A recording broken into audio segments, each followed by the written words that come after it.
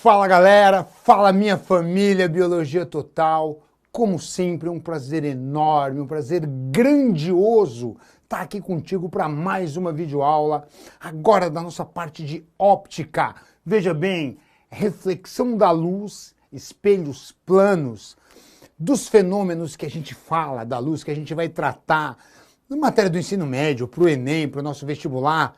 A gente trata de absorção da luz, reflexão da luz e refração da luz, certo? A reflexão vai envolver lá a reflexão de corpos rugosos, será a reflexão irregular, e os espelhos, certo? Nesse caso, a gente vai focar nesse tipo de espelho aqui, que são os espelhos planos. Nas nossas próximas aulas, veremos espelhos côncavos, convexos, e a vida vai seguir. Então, olha só, vem comigo. Primeiro, vamos ver quais são os tipos de reflexão. Para eu determinar qual é o tipo de reflexão que vai acontecer quando a luz atinge uma superfície, eu tenho que saber quais são as características da superfície. Se a superfície for uma superfície irregular, uma superfície rugosa, você vai ter uma reflexão que nós chamamos de reflexão difusa. Ó, cadê minha caneta? Reflexão difusa ou difusão. O que significa difusão? Difusão é quando, se você imaginar raios de luz paralelos atingindo uma superfície que não é lisa, uma superfície rugosa e irregular, a luz, os raios que chegarem paralelos vão se refletir em todas as direções. Isso é uma reflexão difusa, e é chamado de difusão exatamente por isso. Raios chegam paralelos, mas eles são refletidos em todas as direções. A superfície vai difundir, vai espalhar a luz. A reflexão difusa é aquela reflexão que acontece com a maior parte dos corpos, na maior parte dos casos. Por quê? Porque a maior parte dos corpos é, de certa forma, rugosa, não é lisa. A maior parte dos corpos que a gente enxerga no nosso cotidiano não são espelhos, não produzem reflexão regular. Agora, se a superfície for uma superfície lisa, aí os raios que chegarem paralelos vão ser refletidos paralelos também. Essa reflexão é chamada de reflexão regular ou especular. A palavra especular deriva de espelho. É a reflexão provocada, produzida por superfícies lisas. Os espelhos são superfícies lisas. Tranquilo? Aqui eu posso dar mais um toque, que é um toque que é importante. Por exemplo, a minha pele, a nossa pele, ela, se você analisar o microscópio, você vai ver que ela é extremamente irregular. Então, a luz que atinge a nossa pele, por sofrer uma reflexão difusa, não apresenta brilho.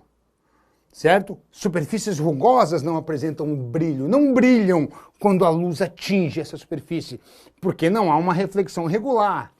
Mas eu estou aqui dando aula, estou falando, estou suando, estou me agitando, aí eu começo a suar.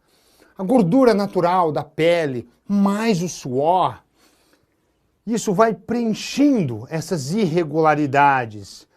E como vai preenchendo as irregularidades, vai deixando a superfície cada vez mais lisa. E quando a superfície vai ficando cada vez mais lisa, o que acontece?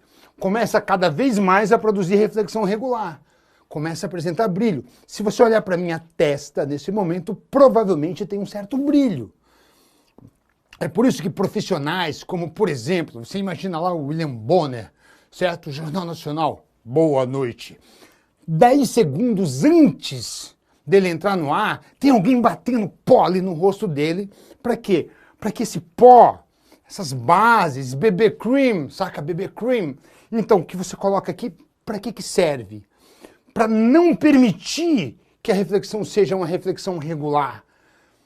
Exatamente aquele pó, aquela base, serve para deixar ela irregular, para ela ter um aspecto de pele mais limpa, aquela pelezinha de pêssego, e não uma coisa gordurosa como está a minha testa nesse momento, sacou?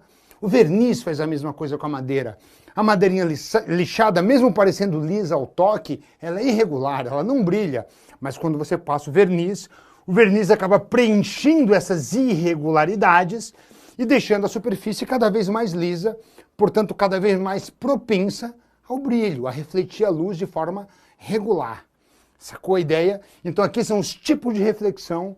Nós vamos nos focar a partir desse momento nas reflexões regulares, que são as reflexões produzidas por espelhos. E aí, vamos lá. Se eu vou falar de reflexão, eu preciso conhecer as regras do jogo. Play the game. Quer jogar o jogo? Conheça as regras do jogo. Quando a gente fala de reflexão, tem duas leis simples. Tudo que a gente vai estudar de reflexão se baseia, de certa forma, nessas duas leis. Primeira lei, você tem aqui um raio de luz que incide na superfície lisa, no espelho. Ele é chamado de RI, raio incidente. Você tem aqui o raio que foi refletido pela superfície, RR, raio refletido. E ali no ponto de incidência, você traça uma reta. Essa reta aqui é uma reta imaginária, tá? Que é a nossa reta normal. A normal, o que ela tem de especial? Ela é normal, ela é perpendicular à superfície. Então a reta normal, se o teu espelho está aqui, aqui está a reta normal. Aí, Grego, eu não consigo achar normal. Pede ajuda de Deus. Aqui, ó, pá, normal, perpendicular. Então você tem raio incidente, o raio refletido e a normal. A primeira lei fala desses três indivíduos aqui. O raio incidente, RI, o raio refletido, RR, e a normal, a reta normal, N, são coplanares. O que isso quer dizer? Pertencem a um mesmo plano. Por exemplo, esse quadro aqui é um plano. Se o raio incidente pertence ao plano do quadro e o raio refletido também pertence ao plano do quadro, então a normal obrigatoriamente também está nesse plano.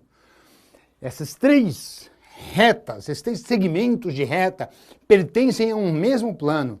Na tua prova, no dia do teu Enem, no dia do teu vestibular, a prova é uma folha, vai ser impressa numa folha, ninguém faz prova 3D. Ainda não, pelo menos, não que eu saiba, né? Então, como aquilo ali é um plano, significa que essa lei te garante que você pode resolver os problemas ali, naquela folha, desenhando na folha, já que todo mundo pertence a um mesmo plano. Primeira lei da reflexão, primeira regra do jogo. A segunda lei da reflexão não trata mais do raio incidente, da reta normal e do raio refletido, e sim dos ângulos. Aqui você tem um ângulo de incidência e aqui você tem um ângulo de reflexão. Esse chapeuzinho é só um símbolo para indicar que é um ângulo, tá? Nem todos os livros, nem todas as provas vão colocar o I com um chapeuzinho. É só para indicar que é um ângulo.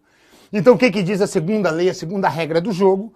O ângulo de incidência é igual ao ângulo de reflexão. São ângulos congruentes. Então, olha só, o ângulo de incidência é igual ao ângulo de reflexão. Se esse ângulo aqui for 30 graus, obrigatoriamente, isso é uma lei, obrigatoriamente esse outro aqui vai formar 30 graus também. E uma dica, o ângulo a gente mede sempre em relação à normal, nunca em relação à superfície. Então, por exemplo, se o problema não te der isso aqui, tá? Aqui, ó, ele não te deu isso aqui, mas ele te disse assim, o ângulo do raio incidente com o plano é de 60 graus. Então eu posso dizer que o ângulo de incidência vale 60? Não. Lembra que a normal é perpendicular. Se esse ângulo aqui vale 60, é porque o ângulo de incidência vale 30. Entende? Eu sempre meço os ângulos, tanto o de incidência quanto o ângulo de reflexão, em relação à normal. É para isso que ela serve. Ela serve para nos orientar com relação às medidas desses ângulos. Fechado? Segunda regra do jogo. Com essas duas regras do jogo, eu consigo avançar. Ó, matematicamente, como escrever isso? Eu consigo, por exemplo, começar a estudar as imagens formadas por espelhos planos. Aqui você tem uma letra F. Essa letra F aqui é um objeto. Das letras do alfabeto, a gente vai acabar usando sempre aquelas letras que não têm uma simetria bilateral. Por exemplo, a letra O maiúscula não ia ser eficiente para eu estudar a imagem, porque a imagem vai ser idêntica a ela. Entende isso? O A maiúsculo dessa forma aqui, por exemplo, pô, a imagem vai ficar igual. Agora a letra F, se você olhar para ela aqui, lateralmente ela sofre uma reversão lateral. Eu já vou te explicar por que isso acontece. Vamos lá. Aqui está o meu objeto, uma letra F. Como que ficaria a imagem dessa letra F? Ela vai aparecer aqui assim, dessa forma. Então, se isso aqui é o meu objeto, isso aqui será a minha imagem. O que que tem de especial? O que que a gente precisa analisar para acertar as nossas questões? É para isso que a gente está aqui. Primeiro, essa distância aqui, ó. Se essa distância aqui vale x, independente de quanto seja esse valor, essa distância aqui vai ser x também. Ou seja, se o objeto se afasta, a imagem se afasta para o lado de lá. Se o objeto se aproxima, a imagem se aproxima, mantendo uma simetria em relação ao espelho, em relação ao plano do espelho. É uma característica. Outra característica está nessa altura. Se a altura do objeto vale hzinho, a altura da imagem vai valer hzinho também. Grego, mas se eu afastar o objeto, a imagem vai ficar menor, não vai? Não! Olha para mim. Não! A imagem permanece sempre com o mesmo tamanho do objeto. É que quando o objeto se afasta, a imagem se afasta também. E quando você olha para uma coisa distante, por perspectiva, parece que ela está menor. Se você olhar para mim a 100 metros de distância, numa foto, a galera faz umas montagens assim, coloca a mão assim, sabe? Coloca outra pessoa, a galera, os amigos dele na palma da mão. Isso é perspectiva, não quer dizer que essa pessoa encolheu. Pelo amor de Deus, pode acreditar em mim. Se eu tiver 300 metros de distância, eu vou continuar tendo 1,82 m, puro músculo grego. Entenda isso. Então, afastar não diminui o tamanho da imagem. Por perspectiva, ela vai parecer menor. Tranquilo? Ela vai ocupar um ângulo menor na minha visão, o que não quer dizer que ela encolheu. Você já entendeu. Tranquilo? Então vamos lá. Distância é a mesma, altura é a mesma, mas você percebe que a letra F está de um jeito e a imagem dela está revertida? Essa reversão tem um nome que vem do grego, desculpa aí, mas a ideia é a seguinte, ó. Olha para minha mão direita, essa aqui é minha mão direita, não sei como é que você vê, se você vê invertido aí, mas eu acho que não. Aqui está minha mão direita, certo? Aqui está minha mão esquerda. Perceba que a imagem da minha mão direita é a minha mão esquerda. Se pegar por exemplo, imagina que aqui tem um espelho. E você pega assim e faz tchuc-tchuc. Alguém aqui já fez tchuc-tchuc no espelho? Experimenta fazer tchuc-tchuc no espelho. Se você faz tchuc-tchuc, a imagem que você vai ver é isso aqui, ó. Ou seja, a tua mão esquece, claro, esquece o relógio, certo? Olha só para mim, esquece a aliança também. Ó, a imagem da minha mão direita fazendo isso é a minha mão esquerda. São revertidos lateralmente. Objeto, imagem e o espelho aqui no meio, é só você fazer isso aqui, ó. Olha a letra F como tá, você virou ela aqui, ó. Então aqui está a imagem.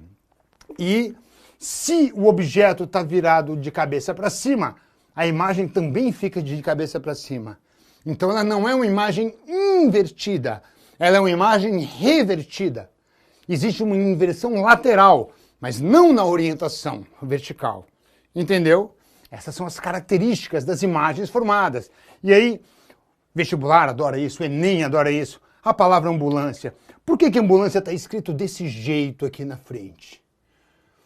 Olha para uma ambulância, olha na lateral vai estar escrito certo, na traseira vai estar escrito certo, mas na frente da ambulância está escrito desse jeito. Por quê? Porque isso aqui não foi feito para você ler assim. Isso aqui foi feito para você que está dirigindo o carro na frente da ambulância. Quando você ouve a sirene, certo? Você tem que dar vez, você tem que olhar no retrovisor, ver onde está essa sirene e deixar passar, porque provavelmente tem alguém precisando de socorro ali dentro, ou eles estão indo buscar alguém que está precisando, eles têm pressa. Então tem preferência no trânsito.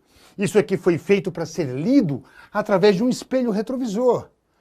Por isso é escrito dessa forma. Se você olhar para a palavra ambulância aqui, essa aqui está do jeito certo, não está? Um espelho, como é que ficaria a imagem disso aqui? A primeira imagem que vai aparecer aqui é da letra A. Claro, né, grego? Porque é a primeira letra A, né? Claro que não, né? Esse A que vai aparecer aqui é a imagem dessa letra aqui. E assim por diante. Depois vai aparecer o I, depois o C, depois o N. Vai ficar uma coisa mais ou menos assim, ó. Então, a palavra ambulância está escrita certa aqui, a imagem ficaria assim. Se você inverter o espelho, se você olhar para isso aqui através do espelho, faz um teste aí na tua casa, dá um pause no vídeo, olha para isso aqui, pega um espelho e olha através de um espelho para você ver como é que você vai ver. Você vai ler isso aqui do jeito certo. Beleza? Tranquilo, mantendo as características. A mesma distância daqui para cá, a mesma altura, certo? Virado para cima, todo mundo de cabeça para cima, mas revertido lateralmente. Tranquilo?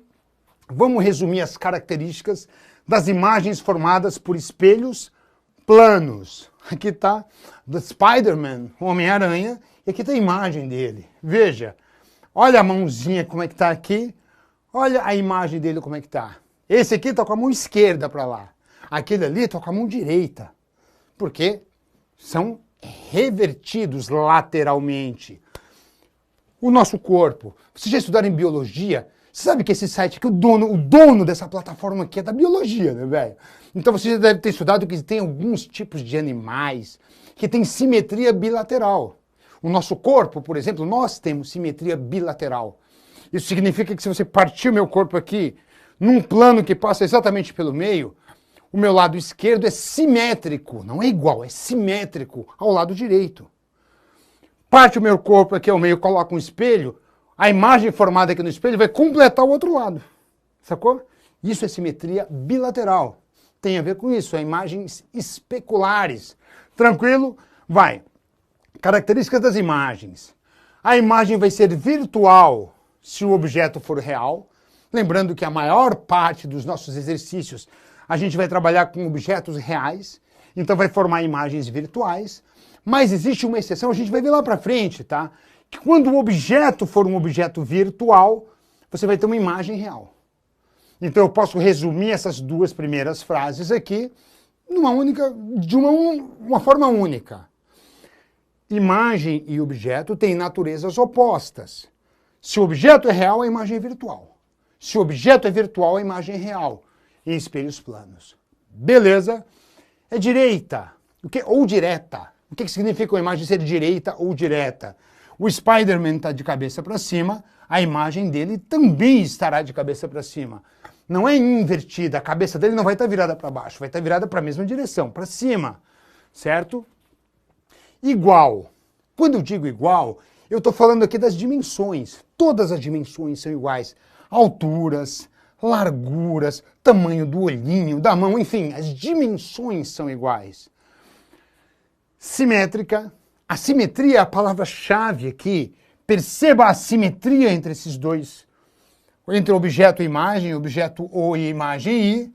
E enantiomorfa. Essa palavra aqui, enantiomorfa, é exatamente o fato da mão direita, a imagem dela ser a mão esquerda. Certo? São imagens especulares. São imagens enantiomorfas. Lá na química, não sei se vocês já estudaram essa parte ou irão estudar, a gente fala de isomeria ótica, certo? Existem aqueles isômeros que são especulares, um é a imagem especular do outro, certo? A ideia é essa. Tem a mesma composição química, mas na hora que você vê o arranjo dos átomos, um é o espelho do outro, certo? Isso é enantiomorfa, enantiomorfismo. É a mesma coisa que ser revertida lateralmente, fechado. Vamos lá, PUC Rio de Janeiro. Um objeto está a 10 centímetros da superfície de um espelho plano. Um observador se posiciona a 40 centímetros do espelho e seus olhos se encontram à mesma altura do objeto. Vou desenhar. Os olhos do cara, o objeto que está na mesma altura dos olhos dele e o espelho está aqui, certo? As distâncias que o problema me deu. 10 centímetros. Do olho até o espelho, 40 centímetros. Fechado. O meu desenho está aqui. Olho e objeto e espelho. Ambos a uma mesma altura. Calcule a distância em centímetros entre a imagem do objeto formada pelo espelho, e o observador. O observador está aqui. Aqui é a imagem. Aqui é o observador e aqui é o objeto. Agora sim, a imagem dele, por simetria, se aqui está 10 centímetros, ela estará 10 centímetros aqui para dentro. Então agora sim eu teria a imagem do objeto. E a pergunta é, qual vai ser a distância entre o observador e a imagem do objeto? Então ele quer saber quanto dá essa distância aqui. E é um cálculo extremamente simples. Daqui até aqui são 40 centímetros. Como o objeto está a 10 centímetros de distância, a imagem vai estar mais 10 centímetros para lá. Então vai ser 40 mais 10. Do verbo 50 centímetros, claro. Eu usei a simetria. Inclusive, se ele perguntasse qual vai ser a distância entre o objeto e a imagem do observador, também daria 50, porque a imagem do observador estaria 40 centímetros para cá. Seria 40 mais 10, daria 50 do mesmo jeito. Essa é a vantagem dessa simetria. Fechado? Vamos lá. Campo visual em espelhos planos. Esse O aqui é um observador. E você tem lá 1, 2, 3, 4, 5 objetos, certo? Ali nomeados de A até E. Os objetos são esses pontinhos aqui, tá? As letrinhas são só os nomes desses objetos. Esse observador, se ele olhar através do espelho, ele vai ver a imagem de quais desses objetos refletidas no espelho. O que eu poderia fazer? Eu poderia pegar de cada objeto que está aqui, descobrir onde é que fica a imagem dele do lado de lá. Só que daí, imagina que o problema te coloca aqui 20 objetos. Imagina, você teria que contar 20 quadradinhos, 20 vezes as distâncias para lá. Eu não preciso fazer isso. Eu posso fazer um trabalho só. Eu estou usando a simetria. O que você faz? Olha onde está o observador, tá vendo?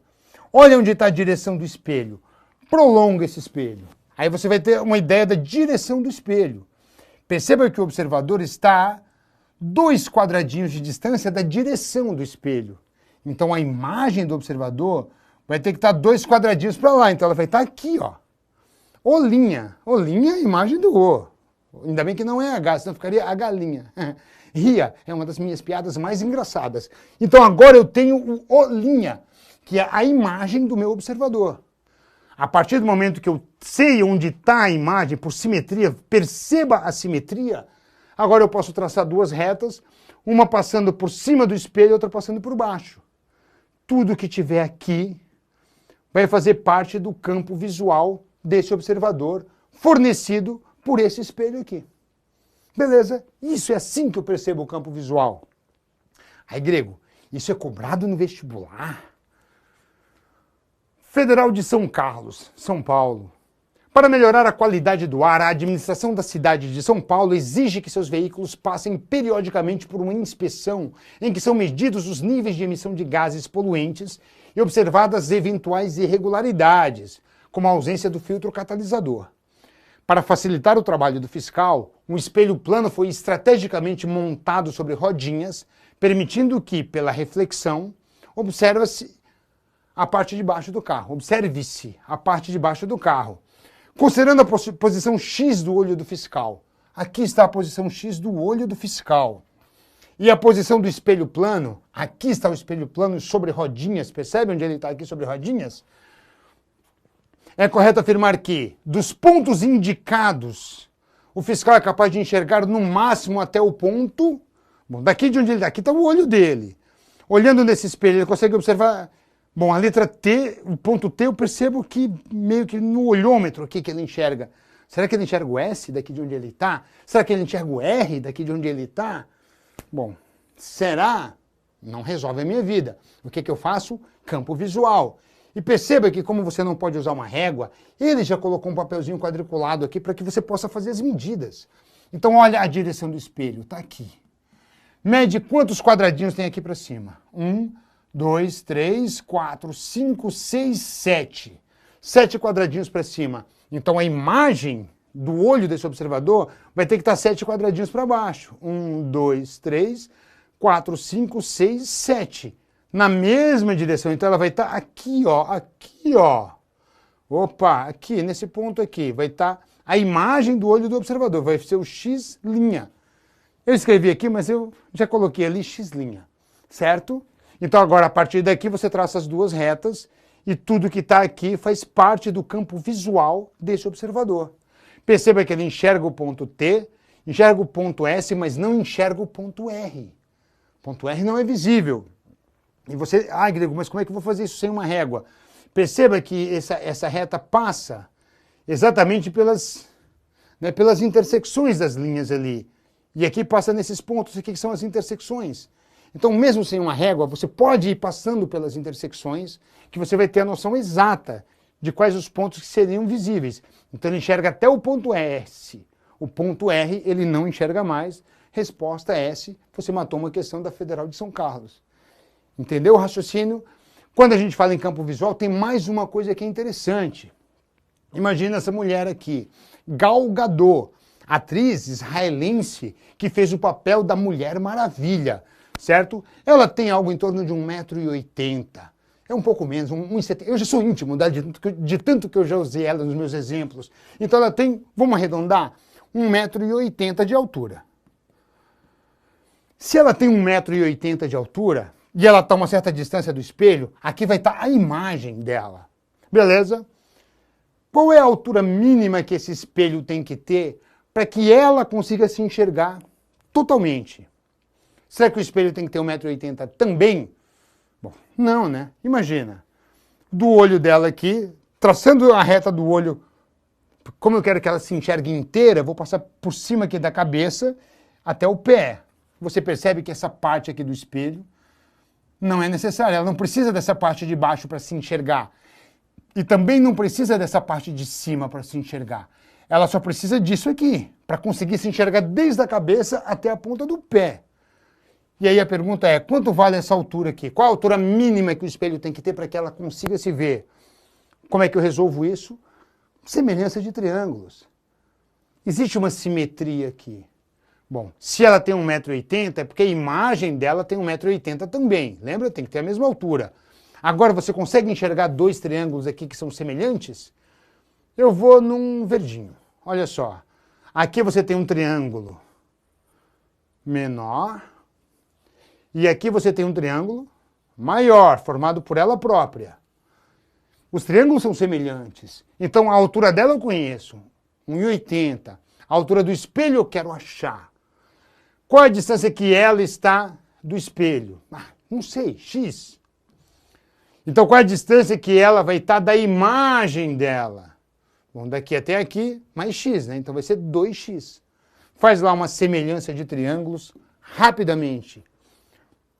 Eu vou fazer assim, tá? Ó, Hzinho está para 1,80 m. Assim como, você entendeu o que eu fiz, né? Essa altura do triângulo pequeno em relação à altura do triângulo grande. Aí eu pego, assim como x, que é essa distância aqui,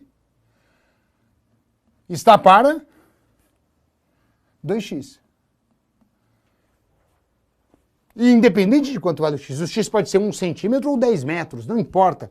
Por que não importa? Olha aqui, ele vai simplificar aqui, ó. Vai ficar 1 aqui. Então h sobre 1,80 vai ser 1 sobre 2. Faz uma regrinha de 3 rápida ali, você vai ver que h vai ser 1,80 sobre 2. 90 centímetros. Ou seja, você nem precisa nunca mais fazer esse cálculo. Qual a altura mínima que o espelho tem que ter para a pessoa conseguir se enxergar inteira? A metade da altura dela. É uma proporção de 2 para 1. 2 para 1. Se ela tiver 2 metros, o espelho teria que ter no mínimo 1 metro.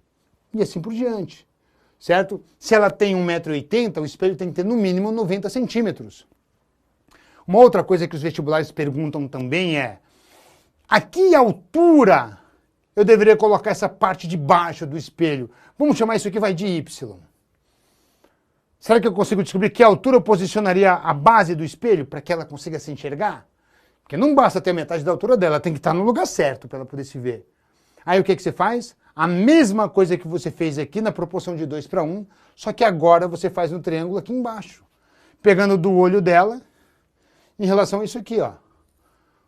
A altura que o olho dela está do chão, a distância aqui continua sendo 2x, a altura que o espelho tem que estar do chão, e aqui fica sendo x. Continua sendo de 2 para 1. Então, que altura que o olho dela está do chão? O espelho tem que estar a metade dessa altura, proporção de 2 para 1. E olha como é que o vestibular cobra isso. Quer ver? Olha aqui, ó. Um outro detalhe que é importante que eu não te mostrei. Tá? Ó, ela estando nessa distância, Perceba que a parte de cima e a parte de baixo, ela não precisou para se enxergar. E se ela mudar de posição e vier aqui mais para perto? Se você olhar para os raios, você vai perceber que ela continua não precisando da parte de baixo nem da parte de cima. Ou seja, a altura do espelho continua sendo a metade da altura dela. Grego, mas ela não ficou mais perto? Sim, a imagem também ficou mais perto. Continua sendo uma proporção de 2:1. Continua sendo. Beleza? Ó, vai. Um homem deseja observar a imagem do seu corpo inteiro em um espelho plano. Ele tem 1,80 m de altura. Bom, então vamos lá. Se ele tem 1,80 m de altura, qual é a altura que o espelho tem que ter para ele se enxergar inteiro? Metade da altura dele. Então a altura do espelho, 90 centímetros. Primeira resposta já está ok. E aí, nessa questão, foi fácil, né? Porque a primeira coisa que ele pede, 90 centímetros, já está aqui. Então a resposta só pode ser a letra B. Mas tá, faz de conta que não era assim. Faz de conta que não era assim. E a distância do topo da sua cabeça até os seus olhos vale 20 centímetros. Cara, o coitado tem 20 centímetros de testa. Coitado. Então, o tamanho mínimo do espelho e a distância que a borda inferior dele deve estar do solo para que o homem veja a imagem do seu corpo inteiro valem, respectivamente. Vamos lá, bem rapidinho. Homem, espelho, imagem do homem. Os triângulos.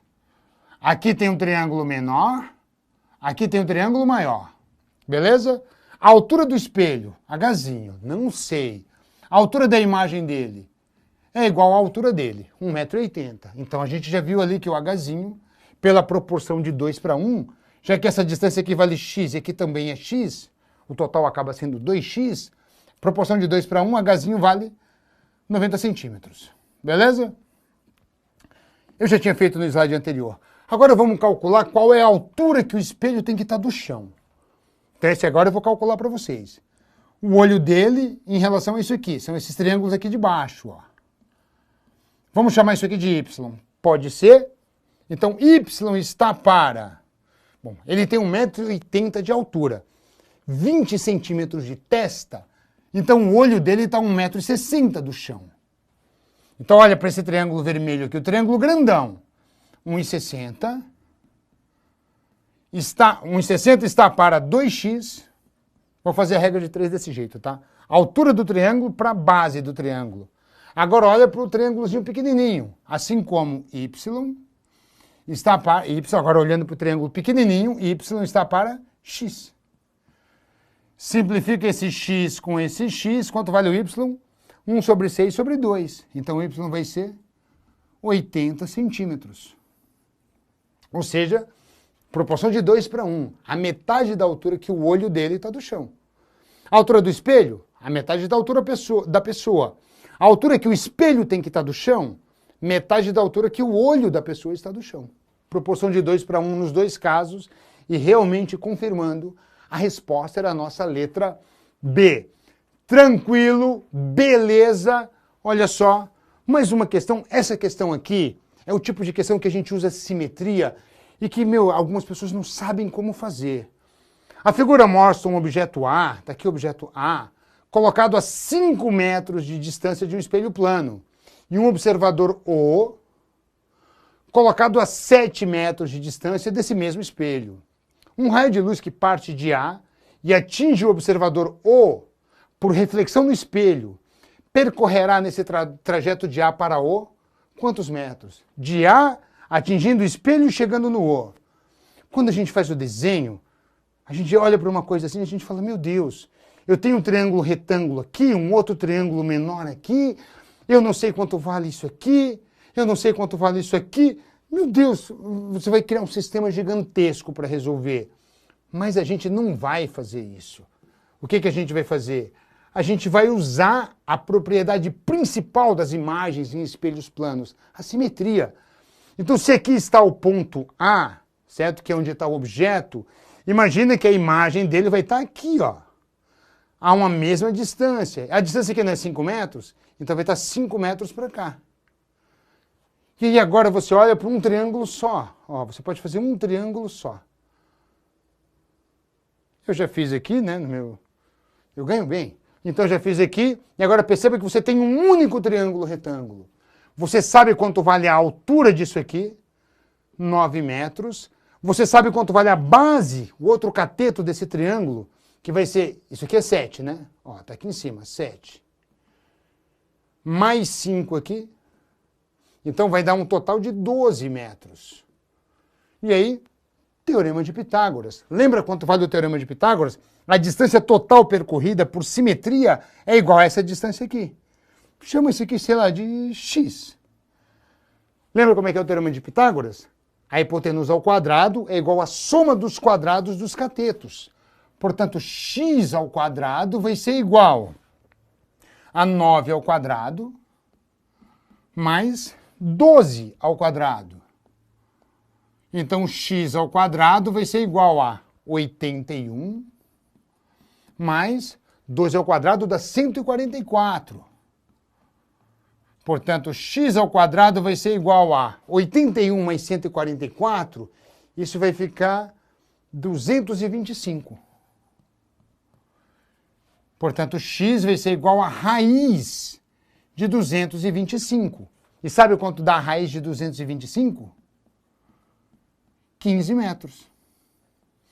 Resposta letra C. 15 metros. Se você se lembrar dos triângulos pitagóricos, 3, 4, 5, lembra dele? 3, 4, 5, 6, 8, 10, 9, 12, 15.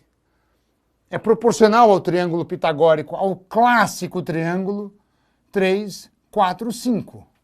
9 é 3 vezes 3.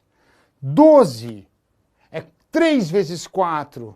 Então a hipotenusa vai ter que ser 3 vezes 5, 15. Beleza, tranquilo. Agora a gente finaliza essa aula com chave de ouro, num dos exercícios que mais causa confusão na nossa cabeça. Então monte um triângulo único e faça uma única vez o Teorema de Pitágoras e seja feliz. Um grande abraço. Fica com Deus.